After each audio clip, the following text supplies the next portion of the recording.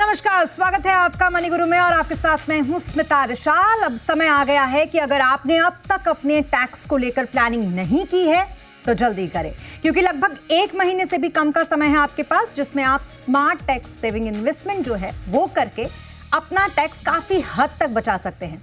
तो आज के हमारे शो में एक्सपर्ट से जानिए क्या हो सकते हैं टैक्स बचत की लास्ट मिनट की प्लानिंग और टैक्स प्लानिंग में किन बातों का रखे ख्याल। हमारे साथ इस वक्त शो में हैं ट्रांजैक्शन स्क्वायर के फाउंडर गिरीश वनवारी जी और साथ ही हमारे साथ टैक्स एक्सपर्ट सुनील गर्ग जी भी हमारे साथ मौजूद हैं। सबसे पहले गिरीश जी, आपके पास आती हूं मैं। 31 मार्च से पहले कौन कौन सी वो चीजें हैं जो एक टैक्स पेयर को कर लेनी चाहिए?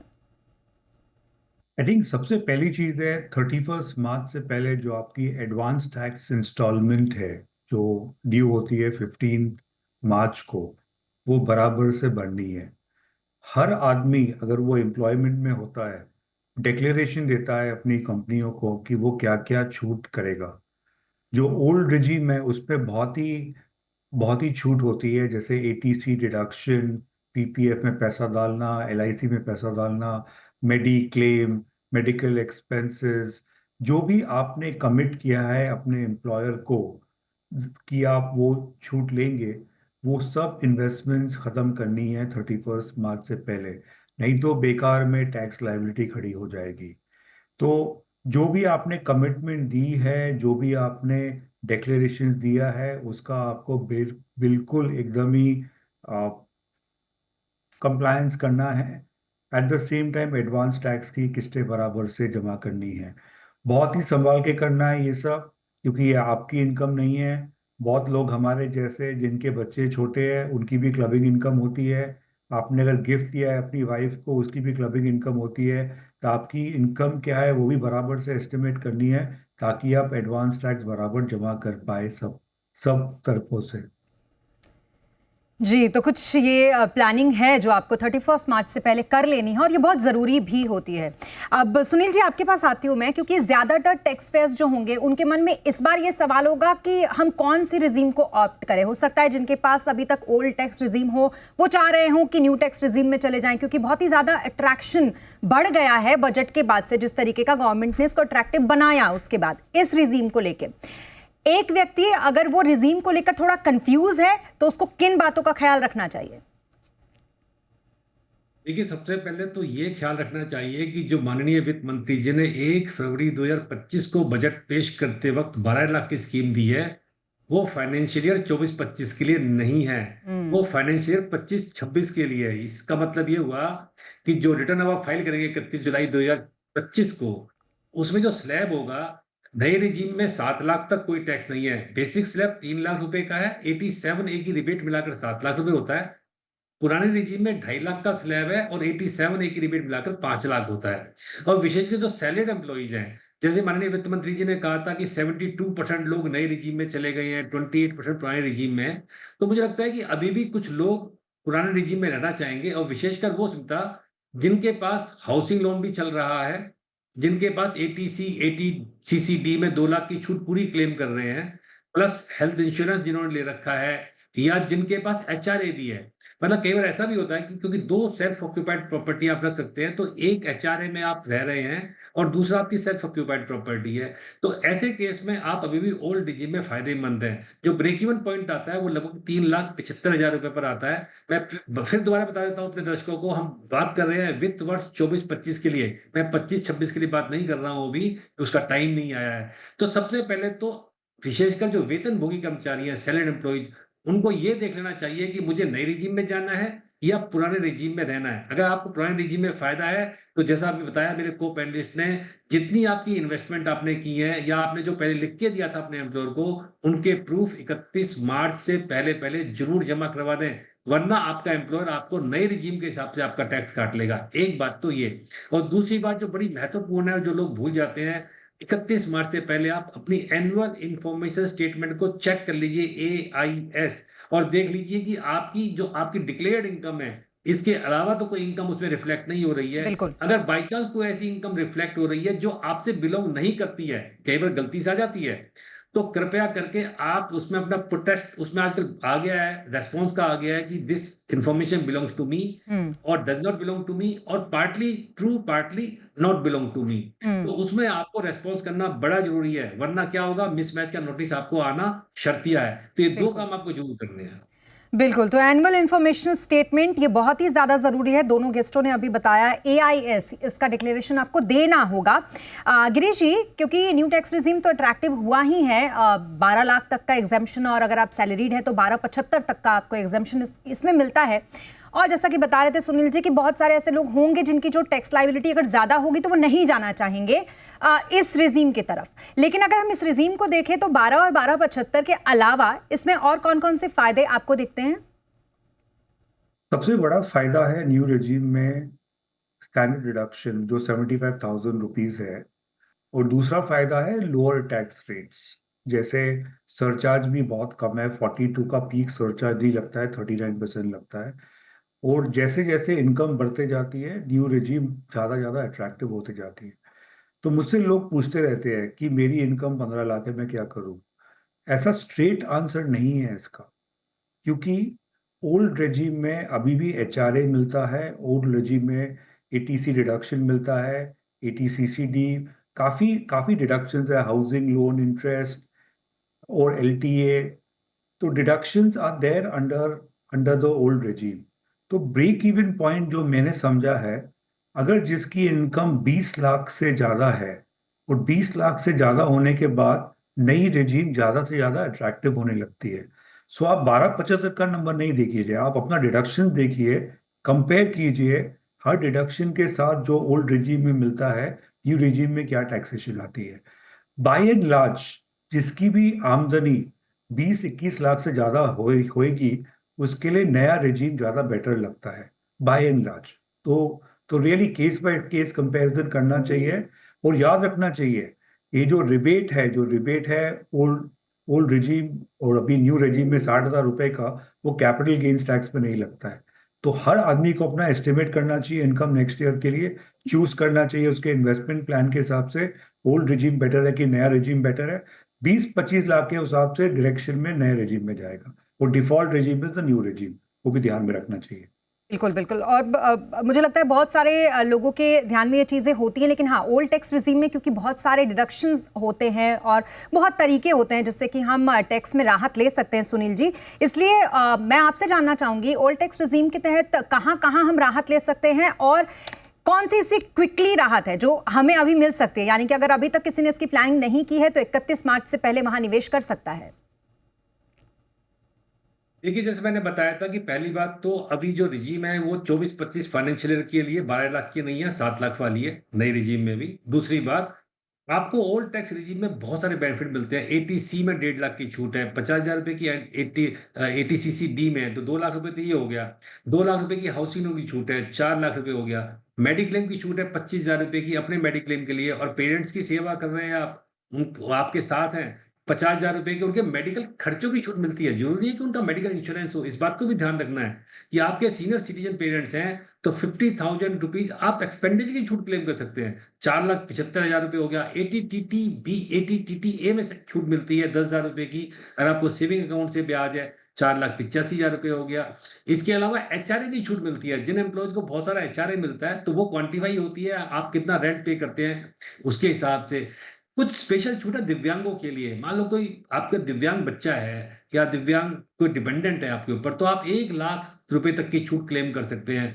इसके अलावा आपने इलेक्ट्रिकल व्हीकल ले रखा है मान लीजिए, तो 2023 से पहले आपने परचेज किया था लेकिन उसकी आगे हाउसिंग की छूट चल रही है, वो आप क्लेम कर सकते हैं। और सिमता सबसे बड़ी छूट जो हर आदमी भूल जाता है लेना, वो है एजुकेशन लोन की छूट, एजुकेशन लोन पर मिलने वाले ब्याज की छूट। और आपको जानकर हैरानी होगी कि कितना भी ब्याज हो, कितना भी ब्याज हो, आपका 1 लाख हो, 2 लाख हो, 3 लाख हो, 4 लाख रुपए हो, आपने अगर हाउसिंग लोन एजुकेशन लोन ले रखा है किसी भी फाइनेंशियल इंस्टीट्यूशन से, अपने लिए लिया हो, अपनी वाइफ या अपने स्पाउस के लिए लिया हो, अपने बच्चे के लिए लिया हो, तो आप एजुकेशन लोन के ब्याज की छूट क्लेम कर सकते हैं। तो आप समझिए कि कितनी डिडक्शंस आपको मिलती हैं। और जैसे मैंने पहले बताया था पहले सेशन में, 3,75,000 पे ब्रेक इवन आ जाता है। अगर आप 3,75,000 रुपए से ज्यादा छूट क्लेम कर सकते हैं, और मैंने तो अभी आपको 10 लाख की छूट क्लेम डिडक्शंस आपको गिनवा दी है, फिर आप ओल्ड रिजीम में रहेंगे कम से कम फाइनेंशियल ईयर 24-25 में। हाँ, 25-26 जब आएगा और जब 12 लाख का रिजीम आएगा अगले साल में,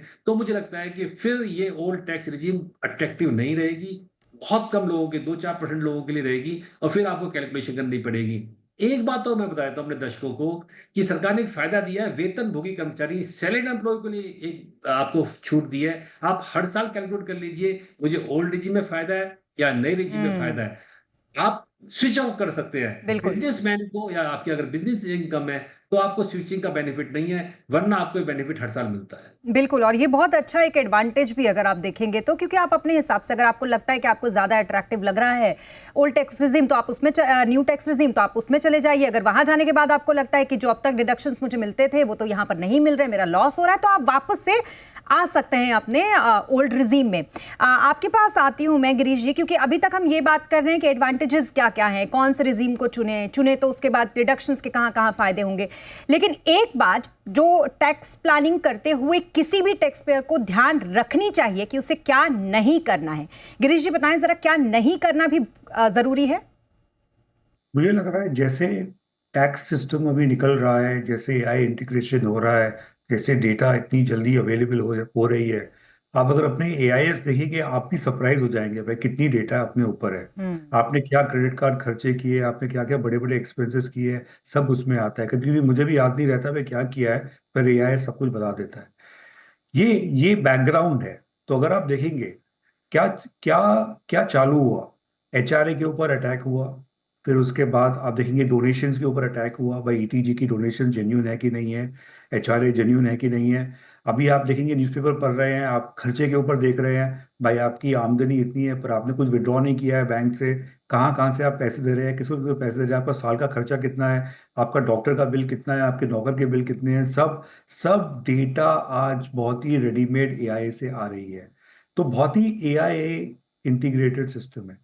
तो आपको कुछ भी गलत नहीं करना है इन द लियोर ऑफ भाई अभी आप एटीजी डोनेशन दे दो आपको डिडक्शन मिल जाएगा। कोई गलत डोनेशन नहीं देनी है, कुछ गलत एचआरए नहीं करना है, कुछ गलत क्लेम नहीं करना है, क्योंकि आजकल पेनल्टी भी ऑटोमेटिक है और डिमांड भी ऑटोमेटिक है और डेटा सब इंटीग्रेटेड है।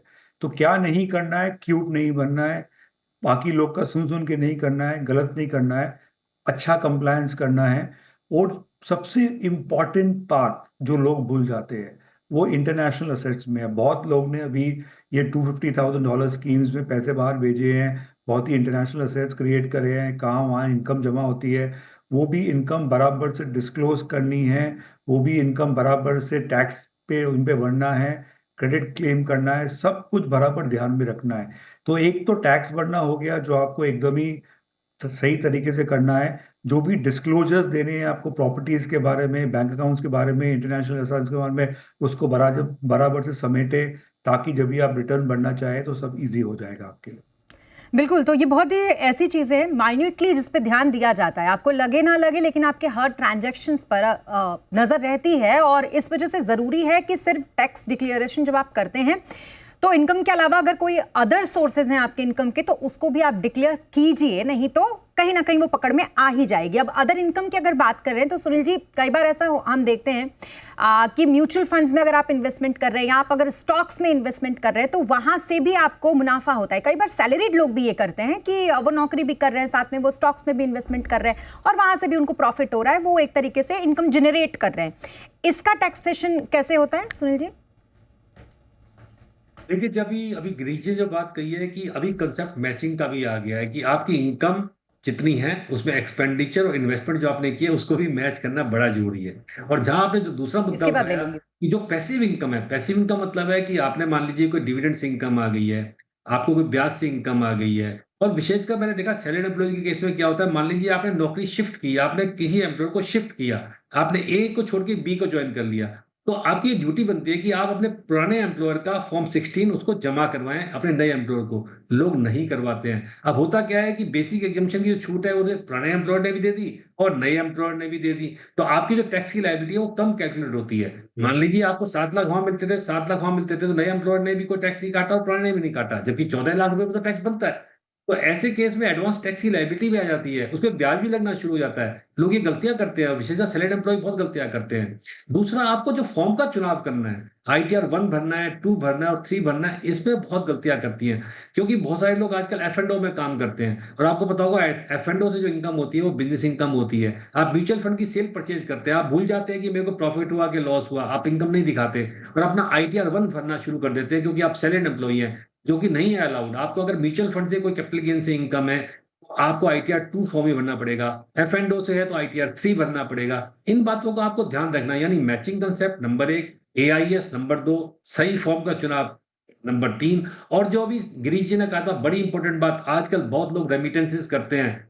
आपको पता है कि ब्लैक मनी एक्ट में भी आपको उसको रिपोर्ट करना बहुत जरूरी है, और पेनल्टी भी बहुत ज्यादा है, बहुत ज्यादा पेनल्टी सरकार उस पर लगाती है। तो इसलिए आपको ध्यान रखना है कि अगर कोई भी आप बेनिफिशियल इंटरेस्ट आपका फॉरेन एसेट्स में है, चाहे वो म्यूचुअल फंड में आपने लगाया, स्टॉक में लगाया, कोई प्रॉपर्टी बेची, या कोई रेमिटेंसेस किया आपने, मान लीजिए अपने बच्चों के एजुकेशन लोन के लिए आपने पैसा भेजा है, आपका टीसीएस कलेक्ट हुआ है, या आपने कोई और इन्वेस्टमेंट की है, तो आप उसको अपनी इनकम से मैच करके ही अपनी रिटर्न फाइल कीजिए। जी बिल्कुल, ये बहुत ही ज़्यादा ज़रूरी है। और ये मत भूलिए कि आप कहीं से भी इनकम जनरेट कर रहे हैं, वो आपकी इनकम है, और अगर वो टैक्सेबल है तो फिर आपको टैक्स भरना है। गिरीश जी, एक बार फिर आपके पास में आती हूँ। जैसे होता है पैनिक सेलिंग, वैसे ही होता है पैनिक इन्वेस्टमेंट, क्योंकि कई बार कई लोग ऐसे होते हैं जिनको ये लगता है कि उन्होंने तो कुछ ऐसा इन्वेस्टमेंट किया नहीं है जिससे कि वो अपना टैक्स बचा सके।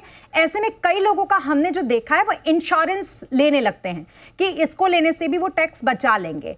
क्या इस प्रवृत्ति से हमें बचना चाहिए? मुझे लगता है insurance is a good product. हर आदमी का बैलेंस पोर्टफोलियो में इंश्योरेंस होना चाहिए, पर पैनिक में नहीं होना चाहिए। Insurance is a long term product. Insurance लेना चाहिए कौन से एरिया में कहाँ आपकी फैमिली बराबर है, और yes there is a deduction for insurance policy premium, पर उसको संभाल के लेना चाहिए, ऐसा पैनिक में नहीं लेना चाहिए। So panic buying of equity linked schemes, panic buying of insurance without long term planning is something जो मैं रेकमेंड बिल्कुल नहीं करता हूँ। तो इसलिए सोच समझ के करना चाहिए। टैक्स ब्रेक मिलते हैं, पर ये प्लानिंग शुरू से ही होनी चाहिए। लास्ट 15 दिन में इसमें कुछ ज्यादा हासिल नहीं कर सकता है आदमी। जी, और इसके अलावा टैक्स सेविंग का एक बड़ा ही पॉपुलर टर्म है सुनील जी, टैक्स हार्वेस्टिंग। ये भी हम देखते हैं कि काफ़ी लोग करते हैं टैक्स अपना बचाने के लिए। अब ज़रा बताइए कि इस टैक्स हार्वेस्टिंग का फ़ायदा कैसे मिल सकता है, और अगर फ़ायदा है तो क्या इसके कुछ नुकसान भी हैं? देखिए, इस साल तो ये टूल बहुत ही काम आने वाला है। आपको पता होगा कि इस फाइनेंशियल ईयर के पहले जो पार्ट में मार्केट बहुत बूम कर रही थी, लोगों ने बहुत कैपिटल गेन में पैसा कमाया, और जो लेटर पार्ट है पिछले 3-4 महीने से मार्केट बहुत ज्यादा डाउन है और बहुत सारे लॉस कर रहे हैं। तो आप बड़ा अच्छा टूल है कि अगर आपने कैपिटल गेन से इनकम है, और देखिए चाहे आपको लॉन्ग टर्म कैपिटल गेन से इनकम हुई हो या शॉर्ट टर्म कैपिटल गेन से इनकम हुई हो, अब आप short term capital loss book करके दोनों को एडजस्ट कर सकते हैं। तो लोग करते क्या है कि जिन शेयर्स पे उनको लॉस है या म्यूचुअल फंड पे लॉस है, उनको आप रीसेल कर दीजिए, लॉस बुक कर लीजिए, उसको दोबारा बाई बैक कर लीजिए। आपने अपनी होल्डिंग को भी इंटैक्ट कर लिया, लेकिन आपको परचेज जो प्राइस है वो कम आ गया, लॉस बुक हो गया। तो आपको जो साल के पहले हिस्से में जो इनकम हुई थी, जो कमाई हुई थी, चाहे वो लॉन्ग टर्म कैपिटल गेन्स हो, मैं दोबारा रिपीट कर रहा हूं अपने दर्शकों के लिए, चाहे शॉर्ट टर्म कैपिटल गेन्स हुई हो, आप शॉर्ट टर्म कैपिटल लॉसेस को एडजस्ट कर सकते हैं। इसको हम कहते हैं लॉस हार्वेस्टिंग। आपने अपने लॉस को भी आपने उसको उपयोगी बना लिया। और आपको एक बात और याद ध्यान रखनी है कि माननीय वित्त मंत्री जी ने जब फाइनेंस एक्ट 2 पेश किया था जुलाई 2024 में, तो लॉन्ग टर्म जो इक्विटी शेयर्स पर जो छूट थी, बेसिक एग्जम्पशन, वो 1 लाख से बढ़ाकर 1.25 लाख रुपए तक कर दी थी। यानी कि आप listed equity, listed mutual fund में अगर आप लॉन्ग टर्म कैपिटल गेन कमाते हैं, 12 महीने ज्यादा होल्डिंग पर पैसा कमाते हैं, तो 1.25 लाख रुपए तक की छूट है। तो अगर आपको मान लीजिए कोई भी लॉस प्रॉफिट नहीं हुआ है, आपने कुछ नहीं बेचा इस साल में, तब भी एक काम तो कर ही सकते हैं कि 1,25,000 रुपए का प्रॉफिट बुक कर लीजिए, उसको री इन्वेस्ट कर दीजिए दोबारा से उन्हीं भावों में, तो आपको 1,25,000 रुपए पर जो टैक्स की छूट है वो आपको मिल जाएगी। तो इस तरह से हम शेयर मार्केट की टैक्स प्लानिंग कर सकते हैं। होती है ये, लेकिन आप गिरीश जी इसको, क्योंकि वॉलेटाइल मार्केट है और वॉलेटाइल मार्केट में जिस तरीके की सिचुएशंस हम देख रहे हैं, ऐसे में आप कैपिटल लॉस हार्वेस्टिंग को कैसे देखते हैं गिरीश जी? मैं तो इसको बहुत ही बढ़िया तकलीफ की बात देखता हूँ।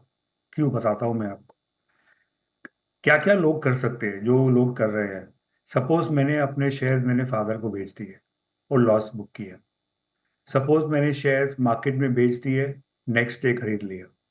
सपोज मैंने पहले शेयर्स खरीदिए, फिर बाद में वही शेयर्स बेच दिए जूने वाले और लॉस बुक किया। अगर मैं ये सब करूंगा अगर मैं ये सब करूंगा, क्या गार इस पे अप्लाई होगा? क्या general anti avoidance rule apply होगा? क्या टैक्स वाला कहेगा ये सब्सटेंस बिना ट्रांजैक्शंस है, मैं इसके लॉसेस डिनाई करूंगा? गार की लिमिट 3 करोड़ है, पर मैकडॉवेल्स ओल्ड केस लॉ है। और आज एआई के जमाने में एक एक कमांड लगेगा टैक्स ऑफिस को निकालने के लिए, भाई जिनके पास पहले प्रॉफिट था और उन्होंने मार्च में लॉस बुक किया है उनको नोटिस भेजो, पूरा समझो क्या है, क्या ये जेन्यून सेल थी कि खाली ये लॉस बुक करने की सेल थी। क्या टैक्स ऑफिस इसको कैसे अप्रोच करेगा, जैसे उसने एचआरए को अप्रोच किया है अभी, फिर डोनेशंस को अप्रोच किया है? हम्म। क्या ये लॉस ट्रेडिंग सब ब्लाइंडली सबको बोलना चाहिए भाई बहुत अच्छी चीज है बुक कर लीजिए? मुझे लगता है ऐसे blind loss booking in the same stock जो आप फिर से खरीद लेंगे hmm. Is playing with fire. इस पे बड़ा अटैक आएगा, क्योंकि अभी tax office is very very mature, data is very very readily available, और ऐसे क्यूटली अगर आदमी कुछ भी करेगा तो बिल्कुल तकलीफ में आएगा। अगर आदमी जेन्यूनली सेल करता है और कोई और स्टॉक खरीदता है, अगर जेन्यूनली लॉस बुक करता है, कोई स्टॉक से बाहर निकल जाता है, तो बात समझे। अगर वही स्टॉक में करे और वही वही चीजें करे, अपनी वाइफ को ट्रांसफर करे, अपने बेटे को ट्रांसफर करे, मुझे तो ये सब लगता है कहीं ना कहीं रिस्क में लेके जाएगा इंडिविजुअल को। सो लेजिटिमेटली कह सकते हैं, ये कर सकते हैं, पर एंटी अवॉइडेंस रूल्स और मैकडॉवेल्स और टैक्स ऑफिस का अप्रोच देते, क्या ये आपको तकलीफ में ला सकता है? बिल्कुल तकलीफ में ला सकता है। क्या टैक्स ऑफिस इतना चुप बैठेगा भाई 2-3 साल के बाद हम इसको भूल जाएंगे? बिल्कुल नोटिस आएंगे, पूरी डिटेल्स देने पड़ेंगे। तो मुझे लगता है बहुत ही कॉशन में चलना चाहिए, हम्म। बहुत ही संभाल के करना चाहिए, ब्लाइंडली ऐसा कुछ भी नहीं करना चाहिए जो आपको बिल्कुल तकलीफ में लाए। ये टैक्स प्लानिंग के बदले हमें कहना चाहिए टैक्स कंप्लायंस अच्छे से सुना। जो राइट चीज है, जो जो छूट मिलती है आपको लॉ में, बिल्कुल क्लेम करना चाहिए, बिल्कुल। बिल्कुल प्लान करना चाहिए, बिल्कुल कंप्लाई करना चाहिए, अच्छे से डेटा जमा करना चाहिए ताकि आगे चल के इकट्ठा कर सके डेटा को। और मैं बहुत रेकमेंड करता हूँ लोगों को, ये कॉल पे जो भी ये सुन रहे हैं, जो भी आप डेटा जमा कर सकते हैं प्लीज करिए। 2 साल के बाद इतना भागने की जरूरत नहीं है। मार्च का महीना पूरा यूज कीजिए अपने फाइल को बराबर करने के लिए, कंप्लायंस को बराबर करने के लिए, ताकि रिटर्न फाइलिंग इजी होगी। और एट द सेम टाइम अगर कुछ क्वेरी आई असेसमेंट होगी तो वो भी बराबर होगी। तो टैक्स हार्वेस्टिंग, लॉस हार्वेस्टिंग, ये सब शब्द अच्छे हैं, पर संभाल के करना चाहिए, कहाँ जेन्यून लॉसेस है।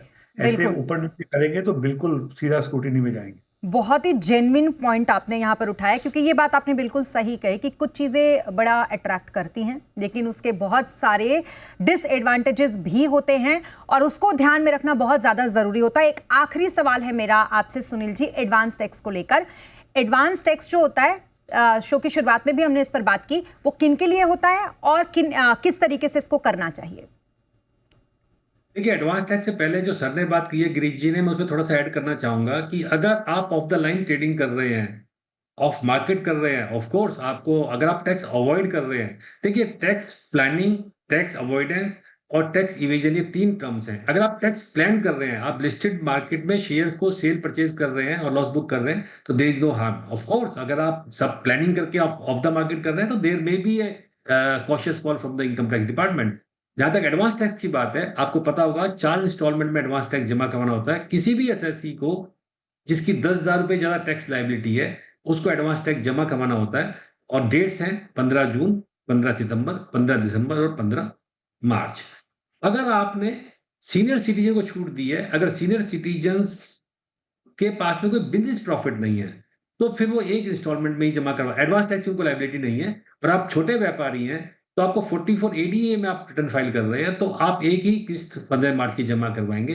अगर आप एडवांस टैक्स जमा नहीं करवाते हैं तो फिर आपको 1% पर मंथ का ब्याज सरकार को देना होता है। और 31 मार्च तक भी जमा नहीं करवाते हैं तो फिर धारा 234 बी का फिर ब्याज शुरू हो जाता है, जब तक आप रिटर्न फाइल नहीं करते हैं। तो आप अपनी एडवांस टैक्स की कैलकुलेशन कर लीजिए। जैसे मैंने बताया कि 10,000 रुपए ज्यादा की जिसकी भी है लाइबिलिटी, हाँ उसमें से अपना टीडीएस और टीसीएस को एडजस्ट कर लीजिए। अगर टीडीएस करता है या टीसीएस करता है तो उसको आप एडजस्ट कर लीजिए। बैलेंस को आप 4 हिस्सों में जमा करवा दीजिए। और उसकी जो जो स्कीम दी है सरकार ने, 15 जून तक 15%, 15 सितंबर तक 45%, 15 दिसंबर तक 75% और 15 मार्च तक 100% आपको एडवांस टैक्स जमा करवाना जी है। बिल्कुल, इन डेट 15 मार्च तक का- एडवांस टैक्स की किस्त जो है वो जमा कर लीजिए और साथ ही अपना एनुअल इन्फॉर्मेशन स्टेटमेंट, वो भी आपके लिए बहुत जरूरी है। और बहुत सारे वो टिप्स जो आज हमारे दोनों गेस्ट ने हमें दिए वो बहुत जरूरी है। लास्ट मिनट प्लानिंग हो या फिर शुरू से भी आप प्लानिंग कर रहे हो तो ऐड कर लीजिए इसको अपनी बकेट लिस्ट में। और जल्दी से 31 मार्च तक का समय है आपके पास, उसके पहले आप टैक्स की ये फुल प्रूफ प्लानिंग कर सकते हैं। बहुत शुक्रिया